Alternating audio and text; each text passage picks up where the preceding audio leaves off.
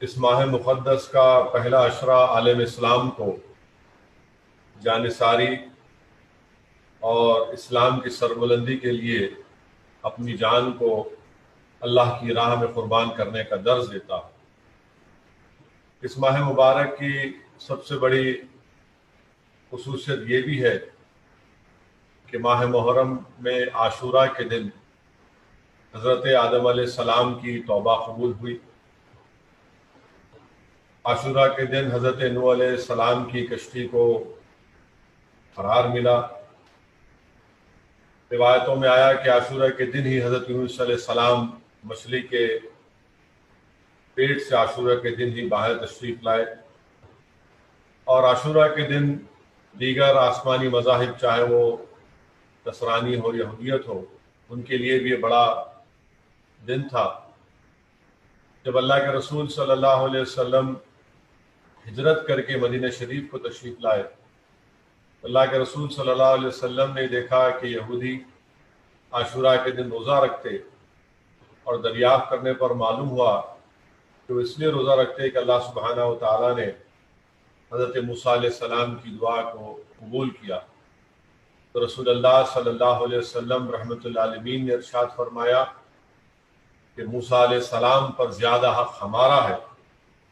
اور ہم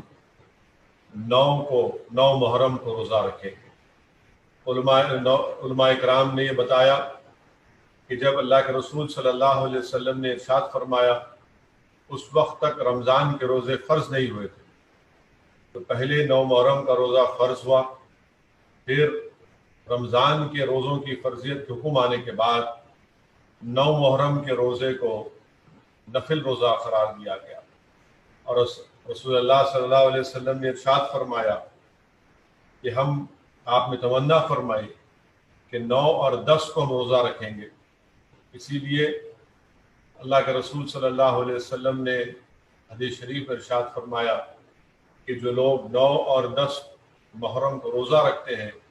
اللہ سبحانہ و تعالیٰ حدیث شریف میں آیا کہ ان کے 1 سال کے گناہ معاف کر دیتا ہے۔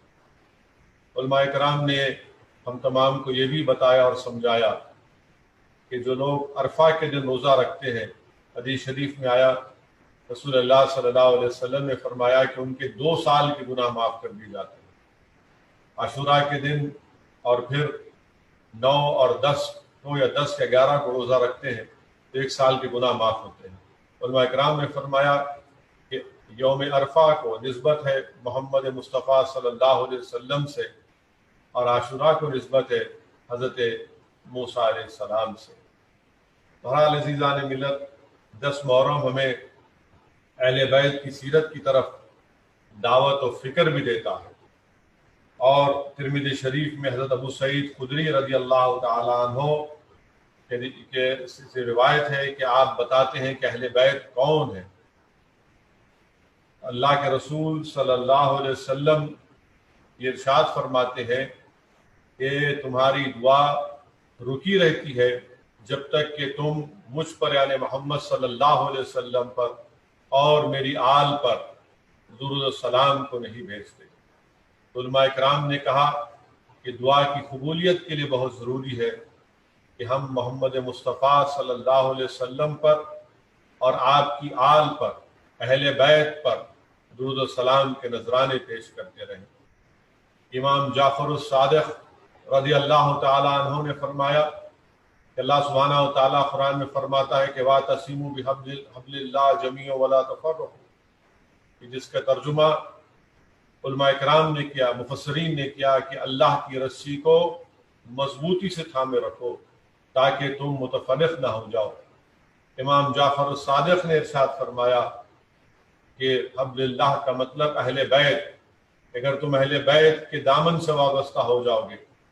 تو اللہ سبحانہ و تعالیٰ تمہاری لاج رکھ لے گا۔ وہیں پر حدیث شریف میں اللہ کے رسول صلی اللہ علیہ وسلم نے ارشاد فرمایا کہ میری اہل بیت، میری آل کشتی نوح کی طرح ہے، جس طرح جو کشتی نوح میں سوار ہو گیا وہ بچ گیا، اسی طرح جو اہل بیت کے دامن سے وابستہ ہو جاتا ہے اللہ سبحانہ و تعالیٰ اس پر رحم اور کرم کرتا ہے، اللہ اس کو بچا لیتا ہے جہنم کی آگ سے۔ وہیں پر دارمی شریف کی حدیث ہے کہ اللہ کے رسول صلی اللہ علیہ وسلم نے ارشاد فرمایا کہ میں نے اپنی بیٹی کا نام فاطمہ اس لیے رکھا تاکہ اس سے محبت کرنے والوں کو اللہ جہنم کی آگ سے بچائے گا۔ تو معلوم ہوا کہ رسول اللہ صلی اللہ علیہ وسلم کی صاحبزادی حضرت فاطمہ شہزادی جنت ہے، اور اللہ کے رسول صلی اللہ علیہ وسلم کے نواسے امام حسن اور امام حسین جنت کے شہزادے ہیں۔ تو جس کسی کو جنت میں جانا ہے وہ اہل بیت کی ان سرداروں کی عزت اور تعظیم کرنا لازمی ہے۔ مسند امام احمد بن حنبل میں حدیث شریف امام احمد لکھتے ہیں کہ اللہ کے رسول صلی اللہ علیہ وسلم نے ارشاد فرمایا، حدیث شریف لکھتے ہیں کہ اللہ کے رسول صلی اللہ علیہ وسلم کے ایک ہاتھ میں امام حسن کا ہاتھ اور دوسرے ہاتھ میں سید الشہداء امام حسین کا ہاتھ ہے، اور رحمت اللہ علیہ صلی اللہ علیہ وسلم ارشاد فرماتے ہیں کہ یا اللہ جو ان لوگوں سے محبت کرتا ہے، یعنی جو امام حسن اور حسین سے، جو ان کے والد اور والدہ سے محبت کرتا ہے، اللہ تو ان کو جنت میں میرا ساتھ نصیب فرما دے۔ تو معلوم ہوا کہ جو بی بی فاطمہ شہزادی جنت سے محبت کرتے ہیں، جو شیر خدا حضرت علی امیر المومنین سے محبت کرتے ہیں، جو امام حسن اور حسین سے محبت کرتے ہیں، جنت میں اللہ ان کو رسول اللہ صلی اللہ علیہ وسلم کے ساتھ رکھے گا۔ میرے عزیز دوستوں اور بزرگوں، علماء اکرام نے ہم کو یہ سمجھایا کہ جو محبوب ہوتا ہے وہ محب کی اداؤں کا دیوانہ ہوتا ہے، اور محبوب اپنے محب کے تمام اداؤں کو اپناتا ہے۔ تو اس لیے علماء اکرام نے ہم کو سمجھایا کہ جب ہم اہل بیت سے محبت کا دعویٰ کرتے ہیں تو باطل طاقتوں سے، باطل نظام سے ہم کو نفرت کرنا بے حد ضروری ہے۔ وہیں پر حدیث شریف میں رسول اللہ صلی اللہ علیہ وسلم نے فرمایا کہ جو میری آل سے، میرے اہل بیت سے بغض رکھے گا وہ منافق ہے۔ تو نفاق کی کیفیت بتا دی گئی۔ تو یاد رکھیے، اگر ہم اہل بیت سے محبت کا دعویٰ کرتے ہیں اور پھر باطل طاقتوں سے، باطل نظام سے اور شیطانی طاقتوں سے، نفاق پیدا کرنے والوں سے محبت کرتے ہیں تو یہ غلط ہے۔ دو سمندر کے کنارے کبھی بھی ایک نہیں ہو سکتے۔ اللہ کے رسول صلی اللہ علیہ وسلم نے حدیث شریف میں یہ بھی فرمایا کہ امام حسین کے بارے میں کہ حسن میرے اسباط میں سے، حسین میرے اسباط میں سے۔ شیخ عبداللہ محدث دہلوی رحمۃ اللہ علیہ اپنی کتاب اشاعت العلومات میں تحریر فرماتے ہیں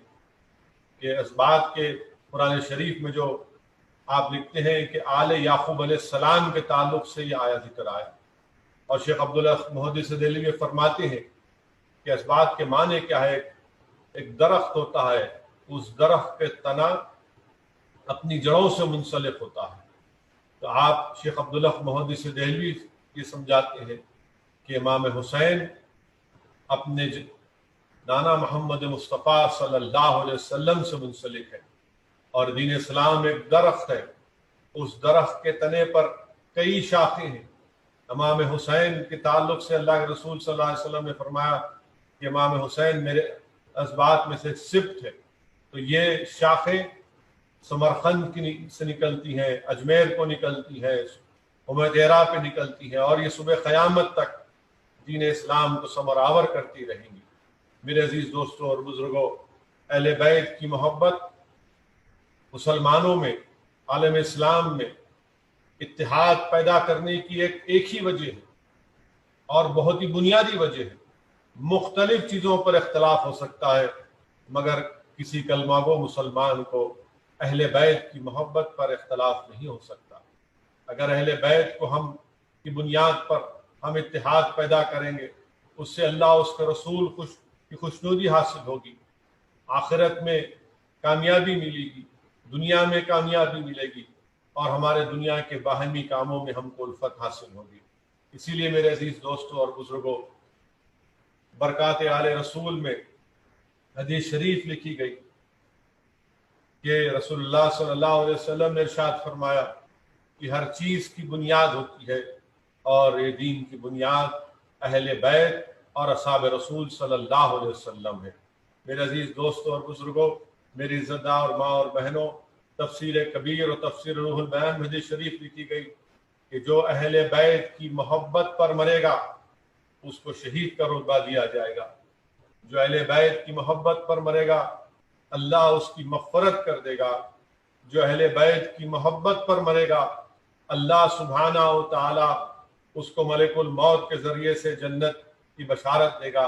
جو اہل بیت کی محبت پہ مرے گا اللہ سبحانہ و تعالی اس کو جنت میں ایسے داخل کرے گا جیسے کوئی دلہن، ایک نئی دلہن اپنے نئے گھر میں داخل ہوتی ہے۔ علماء کرام نے ہم کو سمجھایا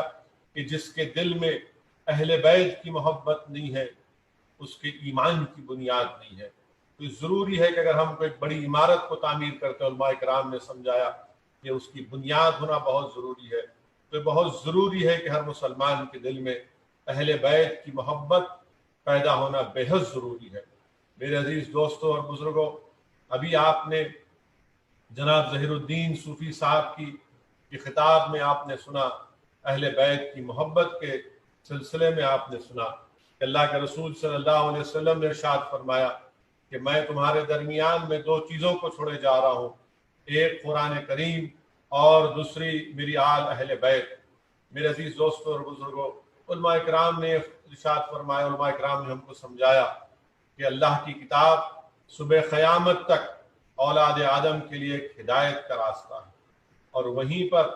اللہ کے رسول صلی اللہ علیہ وسلم کی آل، کیونکہ وہ قرآن کریم کی تفسیر کا ایک نمونہ ہے،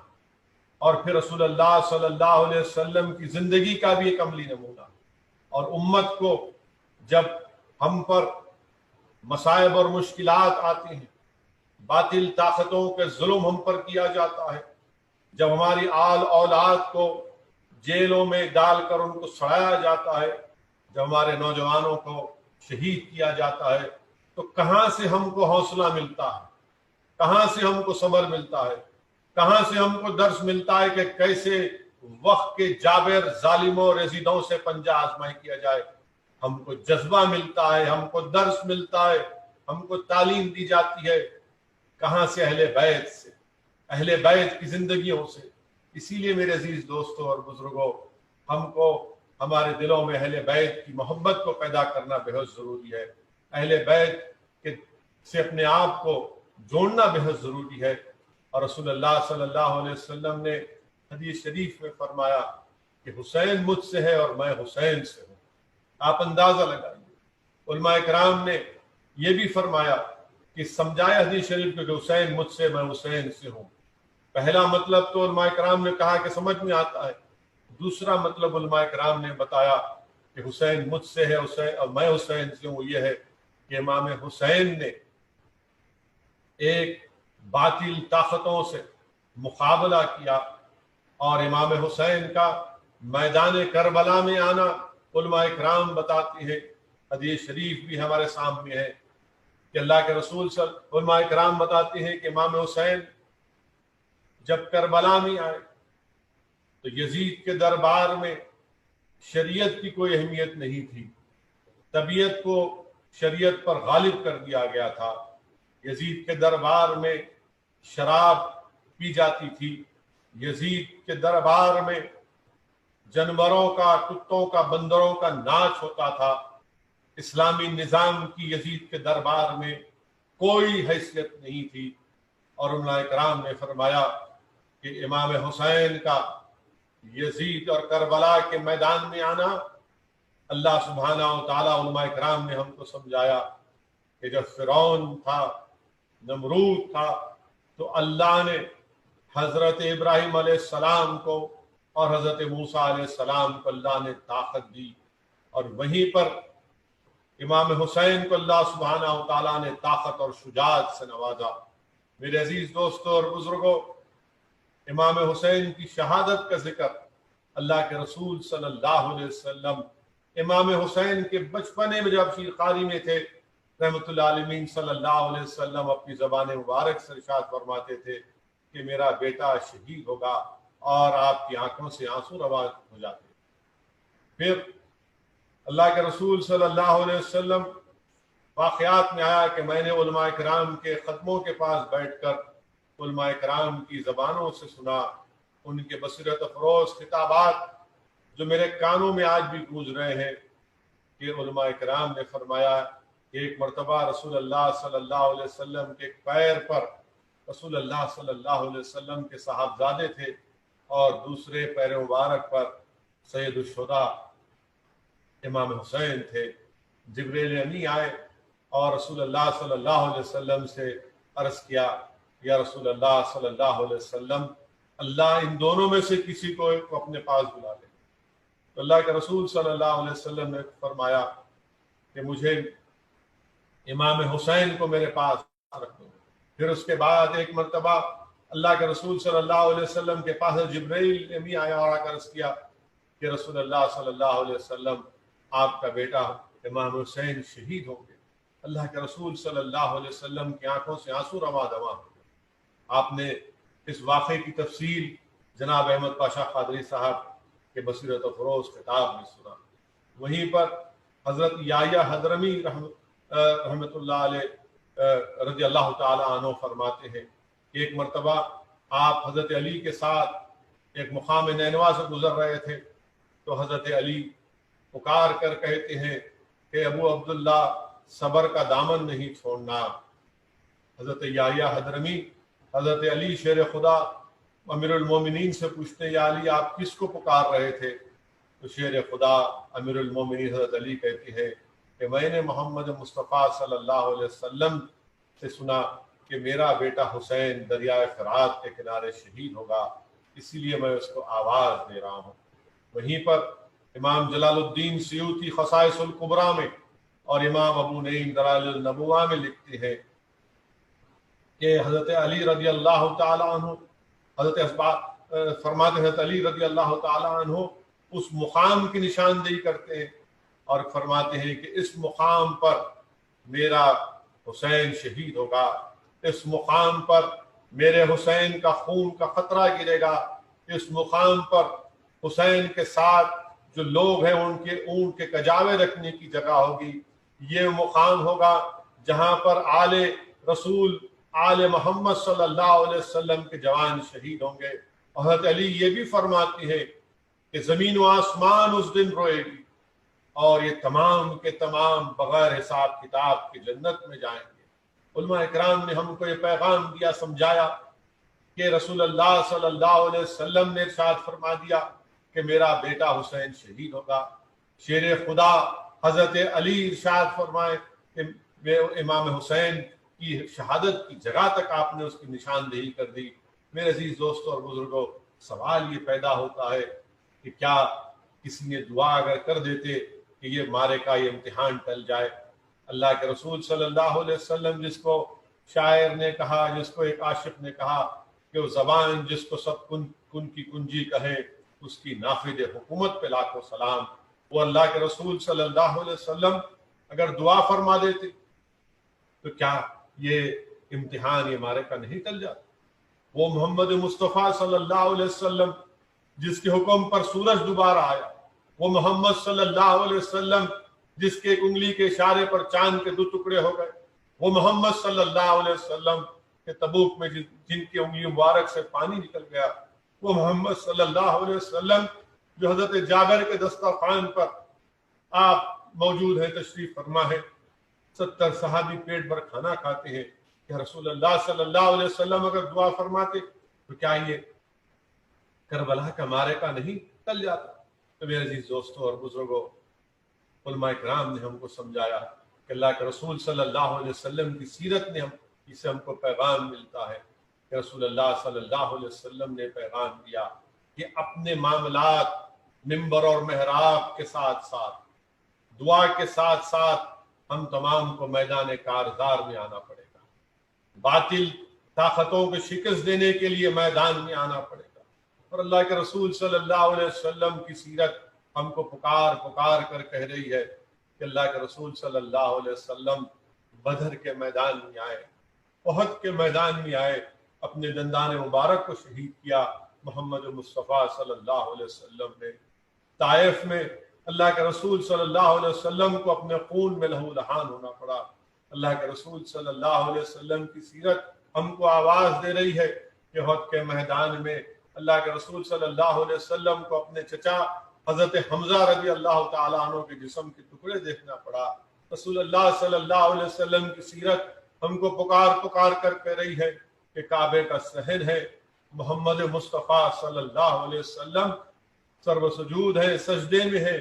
اور رحمت للعالمین صلی اللہ علیہ وسلم کے جسم مبارک پر اونچ کی اجڑی ڈالی جا رہی ہے۔ میرے عزیز دوستوں اور بزرگوں، علماء کرام نے فرمایا رسول اللہ صلی اللہ علیہ وسلم کی سیرت ہم سے پکار پکار کر کہہ رہی ہے کہ جنت کا راستہ کٹھن وادیوں سے گزرتا ہے۔ میرے عزیز دوستوں اور بزرگوں، رسول اللہ صلی اللہ علیہ وسلم نے ارشاد فرمایا کہ سب سے زیادہ امتحان انبیاء کا ہوتا ہے، پھر صدیقین کا ہوتا ہے، اور اس کے بعد شہداء کا ہوتا ہے۔ میرے عزیز دوستوں اور بزرگوں، سید الشہداء امام حسین ہے، اور امام حسین نے انبیاء کی پوری سنتوں کو ادا کی۔ انبیاء کی سنت ہوتی ہجرت کرنا، امام حسین نے کوفہ کو ہجرت کی۔ انبیاء کی سنت ہوتی بھوک اور پیاسا رہنا، امام حسین اور آل محمد صلی اللہ علیہ وسلم بھوک اور پیاس کی شدت میں مبتلا ہوئے۔ انبیاء کی سنت ہے کہ اپنی آل کو اللہ کی راہ میں قربان کر دینا، امام حسین نے اپنی پوری آل کو اللہ کی راہ میں قربان کر دیا۔ میرے عزیز دوستوں اور بزرگوں، وہیں پر ہم کو یہ بھی ملتا ہے کہ امام حسین نے کس طرح صبر کا مظاہرہ کیا، وہ کیوں نہ کریں، ان کی ماں خود صابرہ حضرت فاطمہ۔ امام حسین کا صبر دراصل حضرت فاطمہ شہزادی جنت کا صبر۔ اور کون امام حسین؟ کون امام حسین؟ وہ امام حسین جس میں اللہ کے رسول صلی اللہ علیہ وسلم نے اپنی زبان مبارک امام حسین کی زبان میں ڈالی۔ وہ امام حسین جس کو اللہ کے رسول صلی اللہ علیہ وسلم سرور کائنات تاجدار انبیاء امام حسین کو اپنے کندھے پر اٹھا رہے ہیں، اپنی پشت پر بٹھا رہے ہیں، امام حسین کو اپنے کندھے پر بٹھا کر لے کر جا رہے ہیں۔ تو فاروق اعظم عرض کرتے ہیں کہ کیا سواری ہے؟ تو رسول اللہ صلی اللہ علیہ وسلم فرماتے ہیں کہ عمر کیا سوار بھی ہے۔ میرے عزیزان ملت، میری عزتدار اور ماں اور بہنوں، یہ امام حسین ہے، یہ امام حسین۔ اللہ کے رسول صلی اللہ علیہ وسلم اپنی عنبری زلفیں امام حسین کو تھما رہے ہیں، اور وہ امام حسین جو اپنے نانا کی عنبری زلفوں کو تھام رہے ہیں، کربلا میں اسلام کی ڈوبتی ہوئی کشتی کو بچا رہے ہیں۔ میرے عزیز دوستوں اور بزرگوں، امام حسین کربلا میں بہت لمبی گفتگو اور تفصیل ہے۔ میں صرف آپ سے آج کے جلسے میں اتنا عرض کرنا چاہتا ہوں کہ امام حسین کی شہادت، اہل بیت کی شہادت، یہ کیا ہے؟ میرے عزیز دوستوں اور بزرگوں، امام حسین اور اہل بیت کی شہادت، یزید ایک پلید ہے جو شریعت کو مٹانا چاہتا تھا، جو شریعت سے اس کا کوئی تعلق نہیں تھا۔ تو امام حسین نے کربلا میں اپنا سب کچھ قربان کر دیا، اور مصائب اور مشکلات کا سامنا کیا صبر کے ساتھ۔ اور واقعات میں آیا، امام حسین کی صاحبزادی عرض کرتی ہے کہ جب امام حسین نے کربلا میں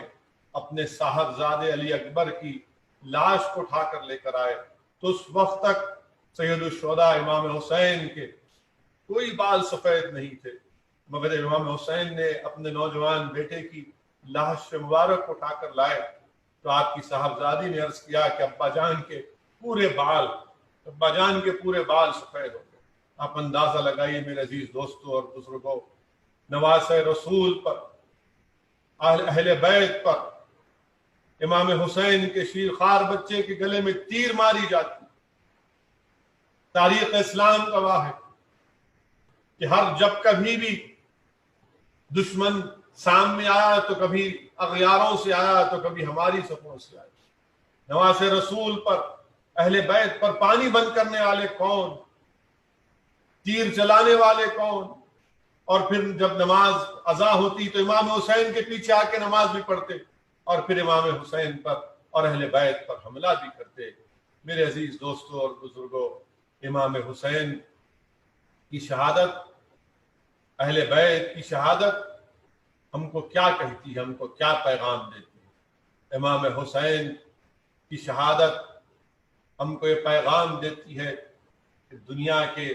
جابر اور ظالموں سے مقابلہ کرنا ضروری ہے۔ امام حسین کی شہادت سے ہم کو حوصلہ ملتا ہے کہ ظالموں کا ظلم نہیں سہیں گے، بلکہ مظلوموں کا ساتھ دیں گے، کمزوروں کا ساتھ دیں گے اور ظالم اور جابروں کو ان کے ظلم کرنے سے روکیں گے۔ امام حسین کی شہادت ہمارے دلوں میں، ہمارے خون میں ایک تازگی پیدا کر دیتی ہے ظالموں سے، جابروں سے مقابلہ کرنے کے لیے۔ میرے عزیز دوستوں اور بزرگوں، عزیزان ملت، میری عزت دار ماں اور بہنوں، اسی لیے داغ دہلوی نے کیا خوب کہا تھا۔ داغ دہلوی نے امام حسین کے بارے میں کہا تھا کہ اے داغ کیوں نہ مجھ کو شفاعت کی امید، اے داغ کیوں نہ ہو مجھ کو شفاعت کی امید، میں ہوں محب حسین کا، دشمن یزید کا۔ یہ داغ دہلوی نے کہا تھا۔ میرے عزیز دوستوں اور بزرگوں، اللہ کے رسول صلی اللہ علیہ وسلم نے یہ بھی پیشن گوئی کر دی تھی کہ جو میرے بیٹے کو، جو ظالم، جو ناپاک، جو میرے بیٹے کو شہید کرے گا، اس کے سینے پر ایک کتے کی طرح ایک داغ ہوگا۔ امام حسین پر اور آل رسول پر کربلا کے میدان میں ظلم ہوا، اور میں نے آپ سے کہا تھا کہ رسول اللہ صلی اللہ علیہ وسلم نے امام حسین کو کہا کہ میرے اسبات میں سے صفت ہے۔ کربلا کے میدان میں ظالموں نے، باطل طاقتوں نے رسول اللہ صلی اللہ علیہ وسلم کے صفت کو خنجر سے ختم کرنے کی کوشش کی، مگر دین اسلام کو مرجھانے سے سید السجاد امام زین العابدین نے بچا لیا۔ وہ کمزور ہیں، بیمار ہیں، یزید کے قیدی ہیں، مگر اور آپ کے سامنے امام زین العابدین کے سامنے علی اکبر اور علی اصغر کی شہادت ہے۔ امام زین العابدین کے سامنے امام حسین سے جو ظلم کیا گیا، وہ آپ کے سامنے، آپ کی شہادت، سید الشہداء کی شہادت سامنے۔ امام زین العابدین کے سامنے آپ کی پھوپھی حضرت زینب کی آہیں ہیں، مگر آپ نے اپنے حوصلوں کو پست ہونے نہیں دیا، بلکہ امام زین العابدین نے اپنے حوصلوں کو اور بلند کیا اور اپنے کردار سے ان باطل طاقتوں پر ایک تماچا رسید کیا۔ اور امام زین العابدین نے ہم تمام کو یہ پیغام دیا کہ دین حق کی سربلندی کے لیے، باطل طاقتوں کی شکست کے لیے، ظالموں کے ظلم کو روکنے کے لیے، مظلوموں کا ساتھ دینے کے لیے، کمزوروں کو ان کا حق دلانے کے لیے، اگر تمہارا گھر بار لٹتا ہے تو لٹ جائے، اگر تم کو قید و بند کی صحبتیں برداشت کرنا پڑے تو برداشت کرو، اگر تمہاری اولاد کٹتی ہے تو کٹنے دو، مگر کبھی بھی تمہارے جسموں میں زندگی کی آخری سانس جب تک اللہ رکھے گا، کبھی بھی باطل طاقتوں سے سمجھوتا مت کرو۔ میرے عزیز دوستوں اور بزرگوں، یہ پیغام کربلا ہے کہ ہم جب تک زندہ رہیں گے اس وقت تک ہم باطل طاقتوں سے کوئی سمجھوتا نہیں کریں گے۔ امام حسین کی شہادت، اہل بیت کی شہادت ایک درس کربلا ہے۔ کربلا کا میدان ایک درس ہے، ایک درس کربلا ہے۔ یہاں پر کتابوں سے نہیں بلکہ امام حسین کی آل رسول کی شہادت سے اور ان کی اعلیٰ کردار سے ہم کو پڑھایا جاتا ہے۔ تو صبح قیامت تک جو کوئی بھی حق کی سربلندی کے لیے باطلوں سے پنجہ آزمائی کرتا رہے گا، اور دین اسلام کو جو لوگ مٹانے آئیں گے، جو اس راہ میں اپنے آپ کو سب کچھ قربان کرتا رہے گا، وہ در حقیقت اس کربلا کے، اس امام حسین کے اس پیغام کو صحیح سمجھنے والا ہے۔ میرے عزیز دوستوں اور بزرگوں، علماء کرام نے یہ بھی فرمایا کہ شہادت حسین کے بعد کائنات انسانی کو دو کردار مل گئے۔ یزیدیت جو بدبختی، ظلم، استحصال، جبر، تفرقہ پروری، قتل و غارت گری اور خون آشامی کا استعارہ بن گیا۔ حسینیت جو عدل، امن، وفا اور تحفظ دین محمد صلی اللہ علیہ وسلم کی علامت ٹھہری۔ میں نے ہمیشہ کہا اور جب تک اللہ اسدالدین اویسی کو زندہ رکھے گا میں کہتا رہوں گا کہ قیامت تک حسین زندہ رہیں گے اور حسینیت کے پرچم قیامت تک لہراتے رہیں گے۔ یزید قیامت تک کے لیے مردہ ہے اور یزیدیت بھی قیامت تک کے لیے مردہ ہے۔ میرے عزیز دوستوں اور بزرگوں، امام حسین کی روح رگے کربلا سے ہم تمام کو پکار پکار کر کہہ رہے ہیں۔ سیدہ زینب کی روح اجڑے ہوئے خیمے سے آواز دے رہی ہے، علی اکبر علی اصغر کے خون کا ایک ایک قطرہ دریائے فرات کا کنارہ جو اہل بیت کے خون سے لال ہوا، وہ تمام کو پکار پکار کر کہہ رہا ہے کہ اگر حسین کے تم چاہنے والے ہو تو حسینیت کو اپنے کردار میں اپنے عمل میں زندہ کرو۔ اگر تم حسین سے محبت کرتے ہو تو حسینیت کو پہچانو اور یزیدیت کو پہچانو۔ یزیدیت تم کو توڑنے کے لیے ہے، یزیدیت تمہارے اتحاد کو پارا پارا کرنے کے لیے ہے اور حسینیت تم کو جوڑنے کے لیے ہے۔ یزیدیت اسلام کو توڑنے کے لیے ہے اور حسینیت اسلام کی دیواروں کو اٹھانے کا نام ہے۔ یزیدیت اسلام کے خزانوں کو لوٹنے کا کام کرتی ہے اور حسینیت اسلام کے خزانوں کو ان کو بچانے کا کام کرتی ہے۔ یزیدیت ظلم ہے